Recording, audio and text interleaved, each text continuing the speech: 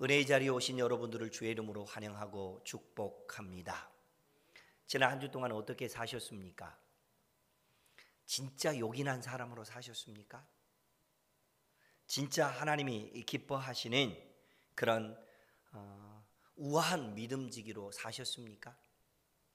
우리의 모두의 신앙생활 속에서 우아함과 요긴함이 드러나서 하나님의 뜻을 이루어드렸던 복 있는 사람의 증거를 가지고 살아가는 저와 여러분들 되시기를 주의 이름으로 축복합니다.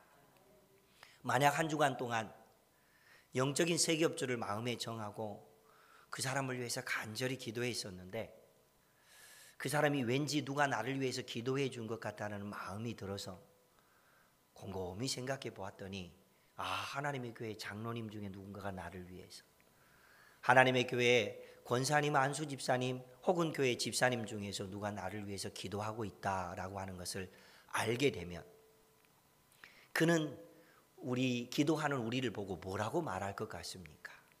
와, 교회 안에 그 사람은 참 요긴한 사람이었구나. 하나님이 보실 때 그는 정말 우아한 사람이었구나. 그리고 이렇게 말하겠지요. 그는 나에게 하나님이 보내주신 선물 같은 사람이다. 이런 놀라운 칭송을 듣고 살아가는 저와 여러분들 되시기를 주의 이름으로 축복합니다. 이제 좌우에 있는 지체들이 선물 같은 사람, 우아한 믿음의 사람, 요긴한 믿음의 사람인 것을 인하여 감사하면서 서로 축복하는 시간 갖겠습니다. 애기와 트 만드시고 사랑합니다, 축복합니다 인사하겠습니다. 사랑합니다, 축복합니다. 사랑합니다, 축복합니다. 사랑합니다, 축복합니다. 자비를 구하는 기도를 드리며 나아갑니다. 하나님, 그런 은혜를 나에게 부어주시고 또 내가 그렇게 살아가는 믿음의 일꾼이 되게 해주십시오라고 하는 소원을 품고 자비를 구하는 기도 두 번 고백합니다. 주여 나를 불쌍히 여기소서. 아멘. 이런 놀라운 은혜와 하나님의 사랑이 오늘 예배하는 우리 가운데 함께 하시게 되기를 주의 이름으로 축복합니다. 오늘 우리가 봉독한 말씀은 우리가 그동안 계속해서 살펴보았던 에베소서 4장에 이어지는 5장 말씀입니다. 내용인즉슨 성도다운 그리스도인의 모습이 되기 위해서 그리스도인의 생활 규범이 어떠한 것인지를 알려주고 있는 말씀입니다. 그리스도인은 어떤 사람입니까? 그리스도인은 예수 그리스도의 피값으로 구원을 얻어서 하나님의 형상을 회복한 사람입니다. 예수님의 인격, 예수님의 사역, 예수님의 성품을 닮은 사람이며 우리가 영을 가진 존재로 하나님과 교제하고 우리가 인격을 가진 존재로 죄의 길을 결정하고 살아갈 수도 있지만은 하나님이 기뻐하는 의의 길을 결정하고 살아가는 사람이 되게 해주셨습니다. 우리에게 양심과 도덕의 복을 주셔서 잘못되고 허탄한 길을 갈 수도 있지만은 도덕적으로 더 선하고 의로운 길을 따라갈 수 있도록 해주신 그 은혜가 하나님께서 베풀어 주신 구원의 은총입니다. 그러니까 우리가 그리스도인으로 어떻게 살아야 할까요? 구원의 은총이 없이 사는 이방인들과는 좀 달라야 합니다. 구원의 은총이 없는 교회 밖에 있는 사람들의 모습과는 좀 달라야 합니다. 그 모습을 강조하고 있는 말씀이 오늘 우리가 읽었던 본문 2절 말씀에 기록되어 있습니다. 왜 우리가 하나님이 기뻐하는 그리스도인으로 살아야 하는지 그 이유를 말해주고 있습니다. 한 목소리로 같이 읽습니다. 그는 우리를 위하여 자신을 버리사 향기로운 제물과 희생 제물로 하나님께 드리셨느니라. 아멘. 하나님께서 독생자를 보내셔서 그 독생자를 통하여서 희생의 값을 치르게 하셨습니다. 그러니까 예수님께서 우리를 위해서 희생하셨고 향기로운 제물이 되셔서 우리를 사신 거예요. 그러니까 우리는 어떤 존재입니까? 예수님의 몸값을 주고 산 존재이니까 예수님 짤입니다. 이런 놀라운 은혜가 하나님께서 우리에게 베풀으신 은총입니다. 오늘은 교회에서 주현절이라고 합니다. 주현절, 예수님께서 태어나신 날을 성탄절, 그래서 12월 25일을 그렇게 대부분의 교회들이 지키죠. 그리고 그 날이 지나고 나서 그 날이 지난 12일이 지나고 난 날을 보고 1월 6일이라고 그러죠. 이 날을 예수님께서 회개하라 천국이 가까웠느니라 라고 공생의 사역을 처음 시작한 날, 주님이 나타나신 날, 그렇게 해서 주현절 그렇게 지킵니다. 그리고 그 주현절이 지나고 난 다음에 첫 번 맞이하는 주일, 첫 번 맞이하는 주일을 주현절 일주 그렇게 말합니다. 교회력으로는 이 주현절 일주를 어떤 날로 지키냐면 예수님께서 세례를 받으신 날, 요단강에서 세례 요한에게 세례를 받으신 날 그렇게 지키고 있습니다. 계획한 것도 아니고 의도한 것도 아니었지만은 성탄절날 유아 세례를 하고 신년 첫 주일날 성찬식을 하기로 우리가 다 준비되어 있었는데 성탄절날 유아 세례를 못하고 연기하고 1월 첫째 주일인 신년 주일날 성찬식을 못하고 1월 둘째 주일날 성찬식을 하게 된 것도 이것도 은혜입니다. 이 주현절 첫째 주일날 우리가 하나님을 기쁘시게 하는 믿음의 자녀로 살아가야 되는데 예수님이 세례를 받으신 날로 기념하며 지키는 우리들의 신앙생활 속에 우리 주님께서 우리를 희생의 값을 치르시고 향기로운 제물이 되셔서 우리에게 놀라운 은혜를 베풀어 주셨다라고 하는 것을 다시 확인시켜 주기 위해서 예수님의 말씀을 그대로 인용한 사도들의 증언이 있습니다. 마가복음 10장 45절 말씀입니다. 인자가 온 것은 섬김을 받으려 함이 아니라 도리어 섬기려 하고 자기 목숨을 많은 사람들의 대속물로 주려 함이라. 이 대속물이라고 하는 표현이 희생 제물이 되신 것, 향기로운 제물이 되신 것을 말하고 있는 또 다른 표현이 되겠습니다. 예수님은 우리를 죄악에서 구원하기 위해서 십자가를 지고 죽음으로써 대속물, 곧 향기로운 제물이 되셨습니다. 이것을 보고 우리는 두 글자로 뭐라고 말합니까? 은혜라고 합니다. 은혜. 그러므로 은혜를 알고 이 은혜를 경험한 성도의 삶, 성도의 신앙관, 성도들의 생활 모습은 어떠해야 할까요? 뭐가 달라도 달라야죠. 그 다름의 모습, 달라져야 할 삶의 그 표징을 오늘 본문 말씀에서 두 가지를 말하고 있습니다. 그래서 말씀의 제목을 두 가지 영적인 증거다 그렇게 말씀을 정해 보았습니다. 본래 우리는 어떤 사람들이었습니까? 오늘 본문 6절에 말하면은 6절에 의하면 오늘 우리는 불순종의 아들들이었습니다.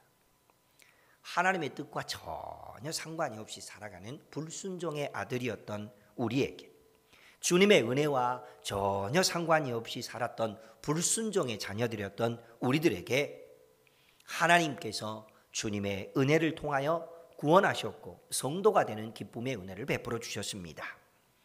이 은혜는 오직 주님께서만이 주시는 하늘의 복입니다. 다른 어디에서 얻을 수 있는 것이 아닙니다. 주님께서만이 주시는 하늘의 은혜입니다. 그러므로 그 은혜를 경험한 사람들에게서 나타나게 될 증거는 확실히 해야 됩니다. 찬송가에 보면은요, 천성을 향해 가는 성도들아라고 불리는 찬송이 있습니다. 후렴구에 무슨 내용이 있습니까? 확실한 증거를 보여주어라. 내가 예수를 믿는 하나님의 자녀 그리스도인이라고 하는 것을 세상 가운데 있는 사람들에게, 교회 안에 있는 사람들에게, 직장의 동료들에게, 가족들에게, 무엇보다도 우리를 늘 넘어뜨리려고 하는 사단의 세력 앞에서 확실한 증거를 보여줘야죠. 무슨 소리를 하고 있어? 나는 하나님의 자녀야 라고 하는 확실한 증거가 있어야 됩니다. 근데 그 확실한 증거가 너무 많이 있겠지만은 오늘 에베소서 5장 1절로 본래는 14절까지 다 읽어야 합니다만은 시간 관계상 8절까지 읽었습니다. 그러면은 오늘 본문 말씀에서 우리가 가지고 있어야 될 두 가지 증거를 말해주고 있는데 그것은 말과 행실이라고 하는 두 가지 증거입니다. 4절 말씀에서는 오히려 감사하는 말을 하라라고 하는 이 말에 대한 행실을, 그리고 8절 말씀에서는 빛의 자녀들처럼 행하라라고 하는 이 행실에 대한 부분을 알려주고 있습니다. 그렇다면 오늘 그 첫 번째 감사하는 말을 하라라고 하는 증거, 첫 번째 그것이 뭐여야 하는 것인가? 오늘 본문 말씀을 통하여서 우리의 언어 생활, 말, 그것이 하나님이 기뻐하시는 믿음의 모습인지 아닌지를 점검하고 진단해서 하나님이 기뻐하시는 영적인 증거를 갖는 믿음의 식구들 되시기를 주의 이름으로 축복합니다. 요즘은 각자 가정을 꾸리고 또 그렇게 살아갑니다. 물론 우리 한국 안에도 믿음의 사람들끼리 함께 모여서 신앙생활하면서 지내는 공동체들이 몇 개 있기도 합니다. 초대교회 당시 가장 오랜 전통을 가지고 있고 많은 이들에게 좋은 영향력을 미쳤던 공동체 중에 하나가 있는데 그 공동체 이름은 쿰난 공동체입니다. 쿰난 공동체. 물론 많은 이야기를 할 수 없습니다만은 그들에게 있었던 아름다운 신앙 전통이 하나 있었는데 그건 뭐였냐면 공동체 생활을 하면서 누군가가 틱틱거리거나 다른 사람을 불편하게 하는 거친 말을 했다는 소식을 듣게 되면 공동체 지도자가 그를 30일 동안 격리시켰습니다. 딴 데 저기 가서 혼자 30일 동안 자숙하는 시간을 보내게 했던 것이죠. 현대를 살아가고 있는 우리들은 어떠합니까? 우리들에게도 말이나 언어 생활은 굉장히 중요합니다. 말 때문에 상처받고 말 때문에 피곤하고 힘들고 또한 말 때문에 위로를 얻고 또 말 때문에 회복과 치유의 은혜를 경험하기도 합니다. 새해가 시작되었습니다. 오늘이 1월 9일입니다. 9일 동안 내 말로 상처 주는 말, 남을 힘들게 하는 말을 많이 했습니까? 아니면 격려하고 위로하고 요긴한 사람으로 쓰임받는 그런 말들을 많이 했습니까?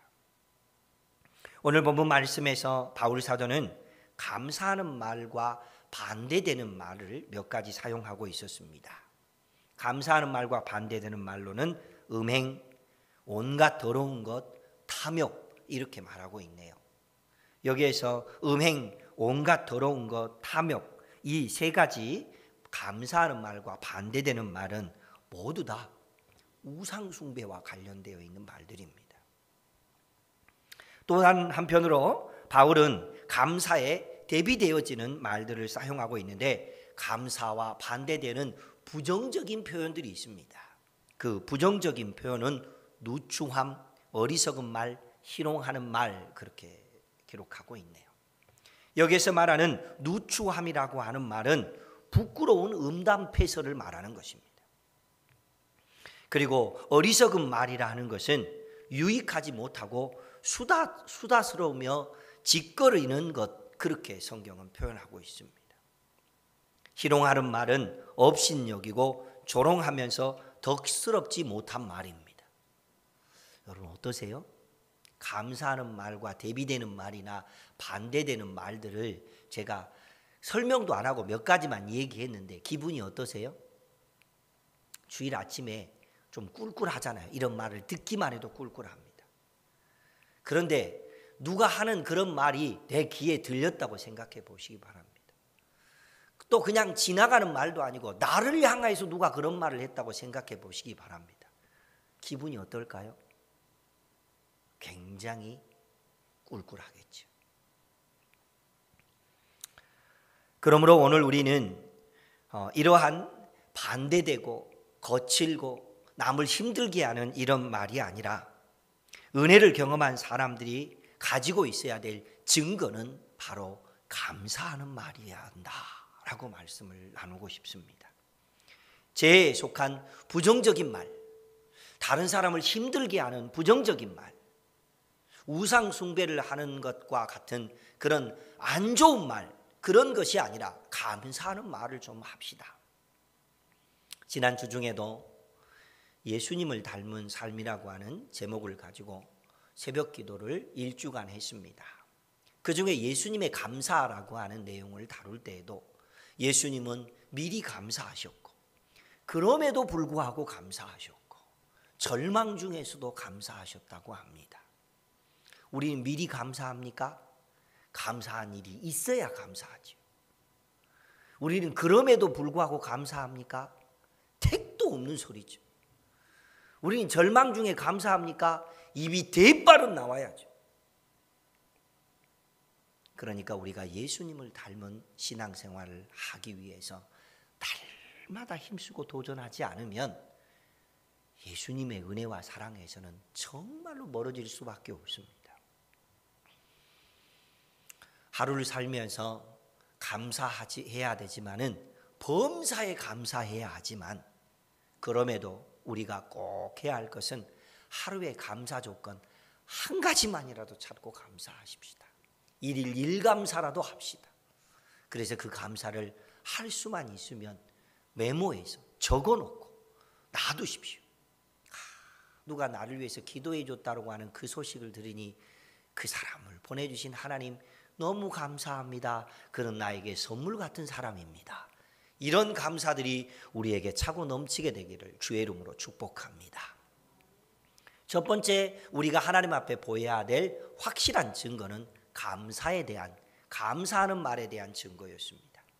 두 번째, 빛의 자녀들처럼 행하라고 하는 것이 8절 말씀입니다. 우리는 하나님 앞에서 보여야 될 그 증거는 빛의 자녀들입니다. 앞서 우리는 쿰남 공동체 이야기를 잠깐 언급했습니다. 거친 말을 하면 30일 동안 추방시킨다라는 얘기를 했는데, 이 쿰남 공동체는 또 다른 좋은 전통이 있었는데, 그 중에 하나는 빛과 어두움을 대비시켜서 빛을 하나님 앞에서 선한 것, 그리고 긍정적인 것으로 말했고, 어두움을 부정적인 것, 그리고 잘못된 것으로 말했습니다. 그러면서 이들은 비기독교인들의 삶은 어두움의 지배를 받는다, 어두움의 영의 지배를 받는다, 그렇게 말을 했고, 그리스도인의 삶, 하나님이 기뻐하는 성도의 삶을 향하여서는 이렇게 말했습니다. 빛으로 인도함을 받는 삶. 여러분, 우리가 어둠의 영에 사로잡혀 살아야 되겠습니까? 예수님을 믿는 하나님의 자녀가 되었으니 우리는 모두 다 빛으로 인도함 받는 하나님의 자녀로 살아갈 수 있기를 주의 이름으로 축복합니다. 그렇습니다. 우리는 빛의 자녀가 되어야 합니다. 바울 사도가 쓴 신약의 여러 서신서에 의하면, 특별히 갈라디아서 5장 22절 23절 말씀에 의하면, 그곳에는 열매 중에 성령의 열매라고 하는 열매가 있습니다. 그런데 오늘 본문에서 바울 사도는 또 다른 열매를 말하고 있는데, 그것은 바로 빛의 열매를 맺어야 된다, 그렇게 말하고 있습니다. 그 빛의 열매는 착함, 의로움, 진실함입니다. 착한 모습, 의로운 모습, 진실한 모습. 이것을 또 다른 말로는 빛의 열매라고도 하지만은 또 다른 말로는 그리스도인의 삼중덕, 그렇게 말합니다. 그리스도인에게서 드러나야 되는 세 가지 덕이라고 하는 의미 있죠. 여기서 말하는 착함은 다른 사람을 향하여 관대한 것입니다. 누가 나에게 관대해 줬으면 좋겠다, 그거 말고 내가 다른 사람에게 관대한 것, 그것을 보고 착함이라고 합니다. 의로움이라고 하는 것은 우리가 본래 의롭지 않지만 예수님을 믿는 믿음 때문에 하나님께서 우리를 의롭다고 인정해 주었다라고 하는 이 법정적인 용어입니다. 그러므로 우리는 하나님이 기뻐하는 믿음의 자녀로 의롭다함을 입은 믿음의 사람이 된 것이죠. 그리고 세 번째, 진실함입니다. 진실함의 반대말은 어떤 것일까요? 순수하지 못한 모습들입니다. 그러므로 진실함은 순수하고 정직한 것입니다. 이렇게 하나님이 기뻐하시는 착함, 의로움, 진실함, 이것은 빛의 열매이기 때문에 예수 그리스도를 믿는 믿음 안에서만 맺어질 수 있습니다. 물론 우리 중에는 다른 사람이 볼 때 좀 착한 사람이 있고, 다른 사람이 볼 때 좀 의로운 사람이 있고, 다른 사람이 볼 때 좀 정직한 사람이 있습니다. 그러나 그것이 하나님 앞에 구원을 얻는 믿음의 확실한 증거는 아닙니다. 예수님을 믿는 믿음 안에서만 이 믿음의 증거가 그리스도인의 삼중덕으로 드러나게 된 아름다운 열매가 되는 줄로 믿습니다. 그렇다면 우리 스스로를 진단해 보아야죠. 내가 하나님이 기뻐하는 빛의 열매인 삼중덕을 소유한 사람인가? 누가 나를 보고 우아한 믿음의 사람이라고 말하고 요긴한 믿음의 사람이라고 말하고 하나님이 기뻐하는 덕스러운 사람이라고 말할 때 내 안에 빛의 열매의 증거를 가지고 있어야죠. 그거 없이 겉모습으로 우아하고 겉모습으로 요긴한 겉모습으로 덕스러운 그거는 아무것도 아닙니다. 하나님이 기뻐하는 진실한 믿음의 사람으로 살아서 주의 법을 이루어드리는 저와 여러분이 되어야 할 줄로 믿습니다.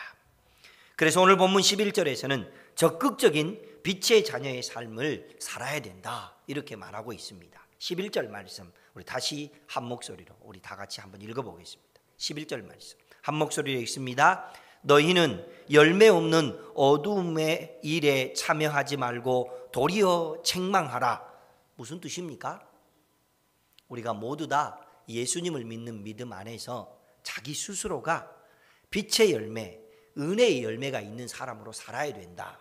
그러면서 동시에 우리 주변에 빛의 열매나 은혜의 열매가 없는 사람을 책망하라 그랬으니까 너 왜 빛의 열매가 없어? 하고 지적하라는 얘기가 아니라 그를 빛의 열매를 맺을 수 있는 자리로 인도하라라는 뜻입니다.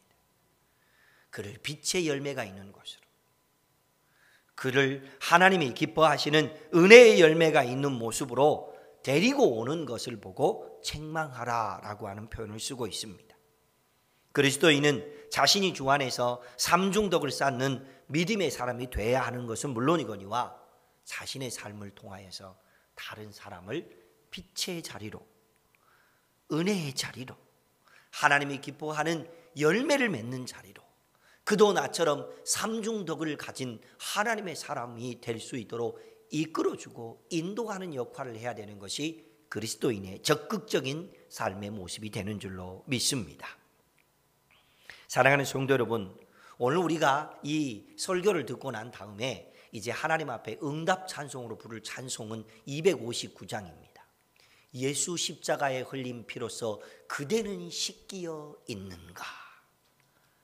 이 찬송이 그냥 부흥회 때 불렀던 그 감동과 기쁨만 갖고 있어서 예수 십자가에 이게 아니야. 이게 아니야. 물론 그 감동을 간직하고 그때 그 충만함으로 찬송해야죠.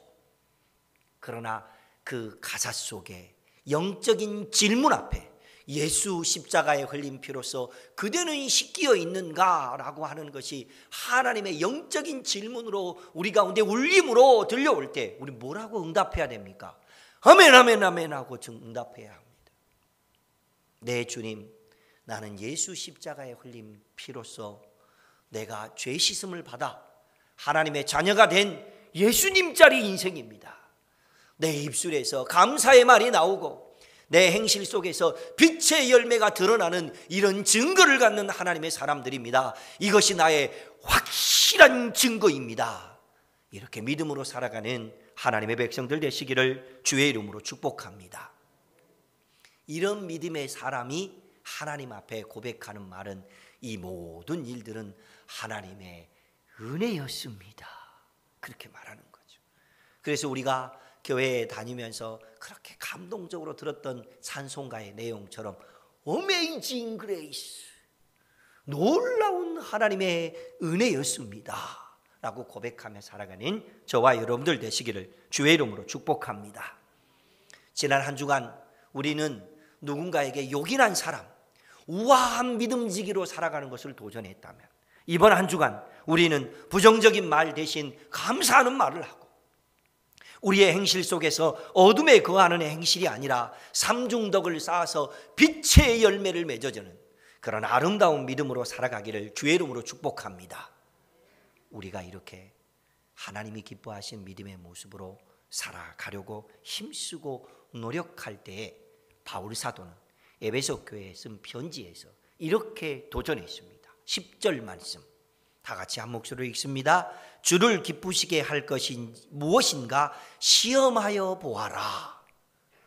내 말에서 내 행실에서 주를 기쁘시게 하는 모습이 무엇인지 시험하여 보아라 그랬습니다. 한 주간 그렇게 살면 어떤 일이 있게 될까요? 그 해답을 성경 역대하 7장 14절에서 이렇게 말하고 있습니다.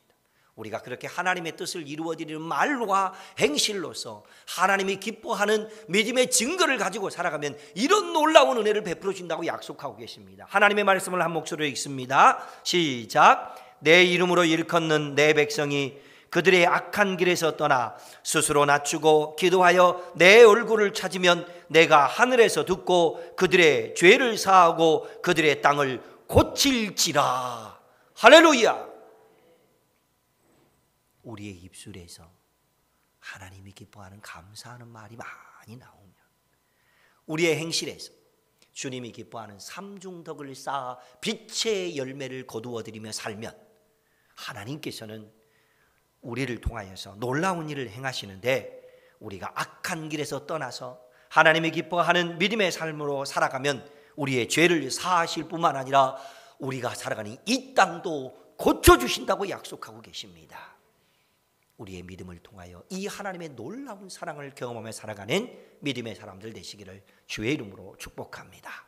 주신 약속의 말씀을 붙들고 우리가 함께 기도해야 될 기도의 제목을 정해보았습니다. 기도 제목 두 가지 함께 읽습니다. 믿음의 말, 감사의 말로 덕을 쌓아가는 성도가 되게 하옵소서. 두 번째, 사람을 살리는 빛의 자녀가 되어 빛의 열매를 맺게 하옵소서. 아멘. 나는 감사하며 살기 원합니다. 나는 빛의 자녀가 될 뿐만 아니라 다른 사람을 빛의 자녀로 인도하고 이끌어내는 하나님의 자녀이길 원합니다. 이 믿음의 소망을 가지고 살아가시고 우리 교회가 그렇게 하나님의 뜻을 이루어내는 복된 교회가 되기를 원하는, 오늘 성찬식을 통하여 주님의 떡과 잔을 받았으니 그런 믿음의 능력으로 살아가는 우리 각 사람들이 되기를 원하는 간절한 소원을 가지고 주님 앞에 기도하며 나아갑니다. 주의 이름을 간절히 부르며 함께 기도하겠습니다.